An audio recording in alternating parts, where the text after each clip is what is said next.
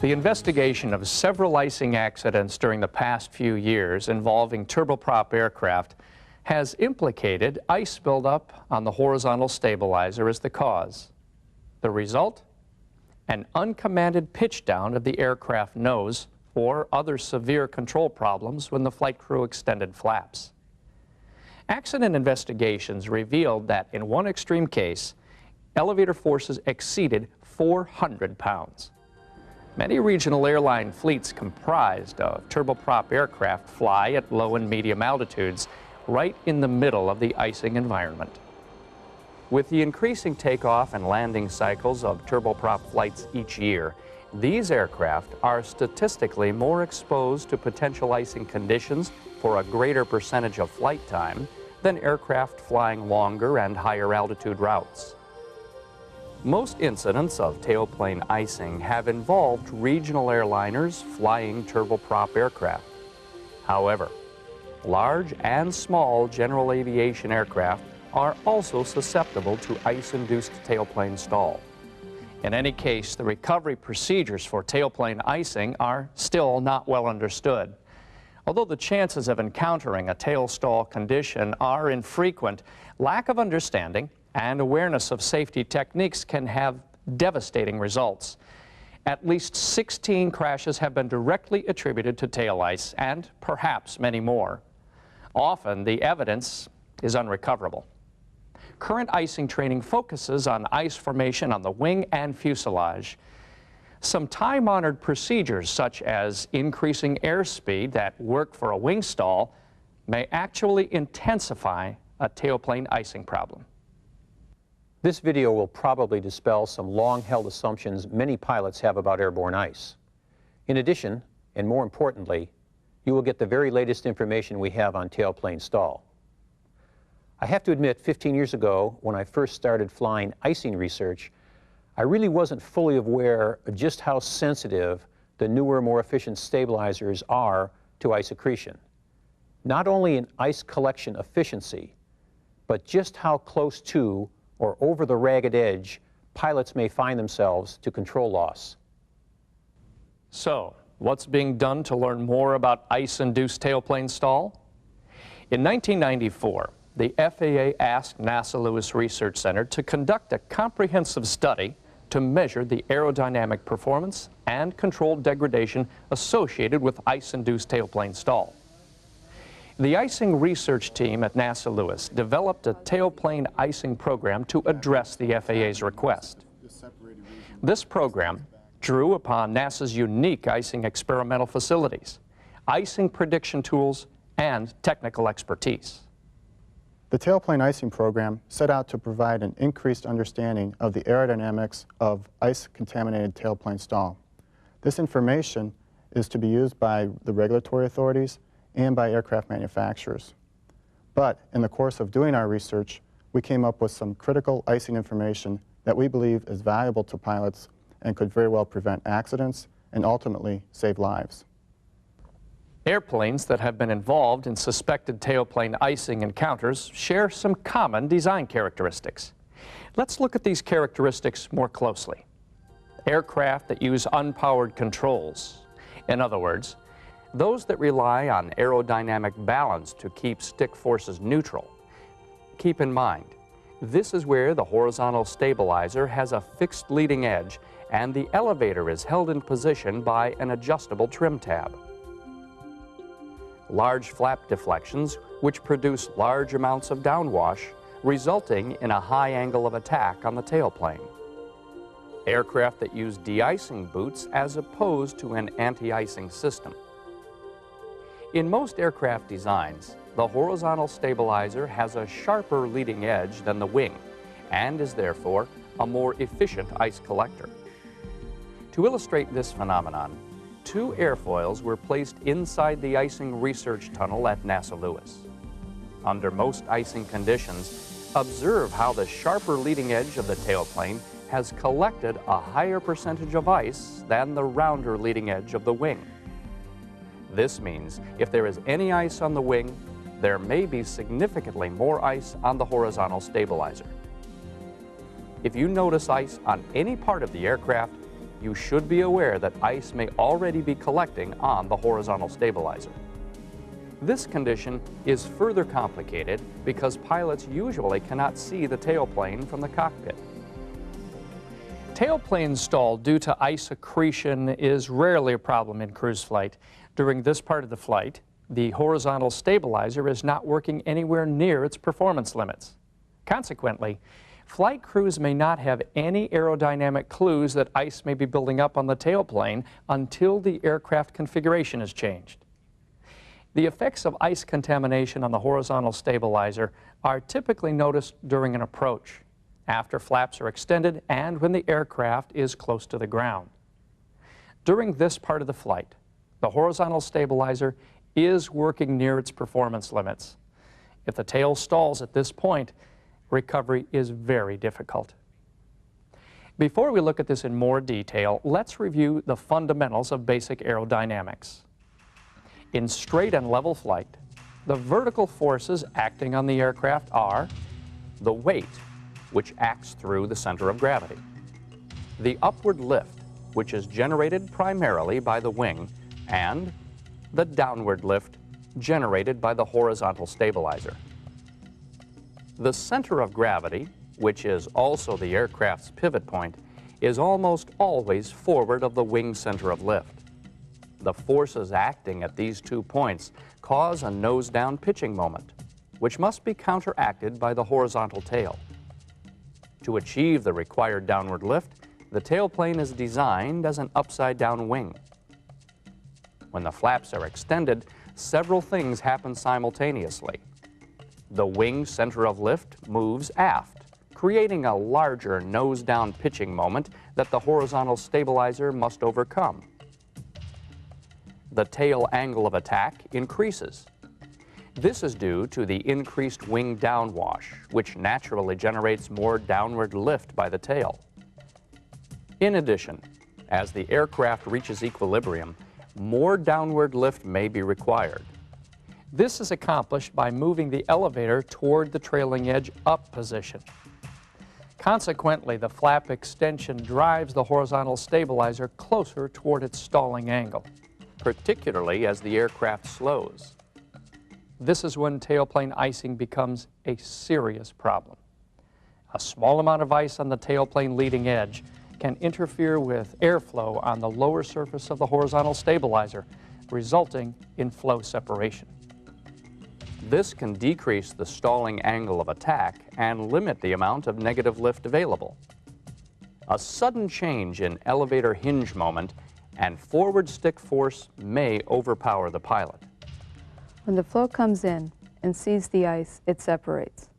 But what happens just downstream of that separation point? What's there? Something's got to move in and fill that void. Well, usually it's the flow. It'll wrap around and create a separation bubble. That separation bubble has a reattachment point. As the tailplane angle of attack increases, this reattachment point will move aft. If it extends over enough of the elevator beyond the hinge point, now you have a movable control surface that will fill that void. So, what are some of the warning signs that could indicate a problem with the contaminated horizontal stabilizer? Individual pilots may perceive these warning signs at different times, depending upon the pilot's experience and icing conditions, the workload in the cockpit, and the intensity of the situation. Now, it should be noted that if you were flying on autopilot, you would almost certainly miss these symptoms because you would not get any tactile feedback from the controls. And here's what we found. Although these warning signs may vary slightly depending upon the airfoil and the conditions. A lightening of the controls may be felt, specifically stick lightening in the forward direction. Difficulty trimming the airplane. Onset of pilot-induced oscillations. Buffeting in the controls, not the airframe. Remember, many times these symptoms are encountered when flaps are at full extension. In extreme cases, there may be a sudden pulse-forward stick movement, possibly very strong. The nose of the aircraft may suddenly pitch down, and it is very possible that this may not be recoverable on final approach because of the low altitude of the aircraft. Symptoms of tailplane stall can actually be pretty subtle, or they actually can come right up and bite you. For instance, the normal progression is first you feel a lightening in the yoke, particularly in the forward direction. And this can lead to PIO, which is pilot-induced oscillation. And this happens because the control balance is changed. Now it's very easy to push forward on the yoke and much more difficult to pull aft, so you wind up with a pilot-induced oscillation situation. It can progress from there into the yoke actually trying to come out of your hands and go forward. You'll feel forward pulsations and forward movement on the yoke. The worst case scenario is where that yoke is actually snatched forward right to the stop, and you're unable to pull it back. As a matter of fact, in some cases, and in our case in particular, we've had force pressures of over 170 pounds of force in order to get the yoke back. In order to measure the aerodynamic effects and control characteristics of tailplanes contaminated with ice, NASA conducted a series of flight tests in a modified de Havilland DH-6. To simulate various icing encounters, polyurethane ice castings were attached to the tailplane. The ice shapes were made from impressions taken from a full-scale DH-6 tailplane tested in the Lewis Icing Research Tunnel. The DH-6 was outfitted with instrumentation to monitor and record aircraft performance data, such as aircraft and tailplane angle of attack, airspeed, and tail surface pressure. All control surface deflections were recorded to measure the pilot input. Yoke and rudder control forces were also recorded. Video cameras monitored tufts attached to the lower surface of the horizontal stabilizer. Cockpit cameras captured pilot reactions and a view of the horizon during the maneuvers. So what did NASA researchers find out during flight testing? Results of the flight test reveal that there are 3 paths that can lead to tail stall conditions if the horizontal stabilizer is contaminated with ice. These are increasing flaps, increasing speed, increasing power. Let's take a closer look at the effects of each of these paths by reviewing some video recorded in flight by the research team. Now be aware, this work was conducted in a highly structured research environment with qualified test pilots and flight test engineers to interpret the many visual and real-time data cues that identify approaching tailplane stall conditions. Intentional maneuvers to induce tailplane stall are not recommended in a non-controlled environment.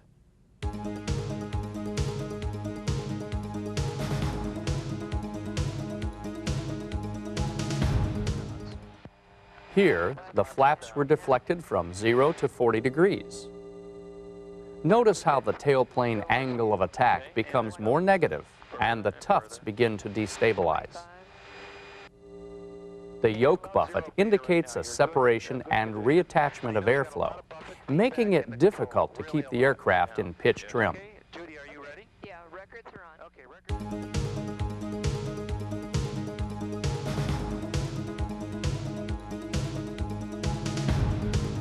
With the flaps fixed at 40 degrees, as the speed is increased, the tufts at the leading edge are pointing upstream, indicating full reversal of flow.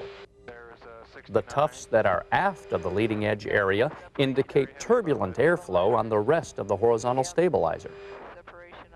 As the speed continues to increase, flow separation and reattachment cause the elevator to buffet. It wants to pitch over very badly right now. Pitch stability is very, very difficult. Starting a small oscillation.